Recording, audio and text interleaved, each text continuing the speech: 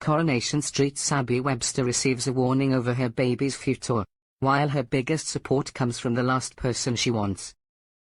Coronation Street's Abi Webster is already having an incredibly dramatic week, having given birth to a baby after just 6 months, a baby conceived during a one-night stand with Imran Habib, and deciding to abandon it at the hospital.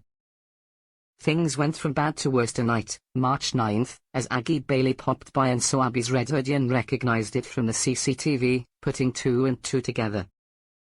She tried to convince Abi to talk to Kevin, but Abi broke down and admitted that she didn't want the baby. Then Tyrone Dobbs called up and told her that they needed to retrieve the stolen car or else the business is sunk, so she came up with a plan to trick Dean and called the police on him. Unfortunately, he caught her and she fell unconscious during a scrap. She woke up and managed to escape from the lockup in the air, but ended up smashing into a skip and passed out again. Toya Battersby heard about the stolen car and, concerned, called up Abi, only to hear from a copper that she's being taken into hospital. She turned up to hospital and found out about the baby from a doctor and Aggie. Toya urged Abi to contact the father, who she was told is Seb's dad Tez, who is in prison. Toya said that Abi shouldn't give up on the baby, which we're not sure she'd say so quickly if she knew her partner was the real father. "You've got a lot of demons, but you were a good mum to Seb and Jack. Isn't that all a person really needs, someone to love and love them back?" she said. "Like it or not, that little boy needs a mother, and you're it."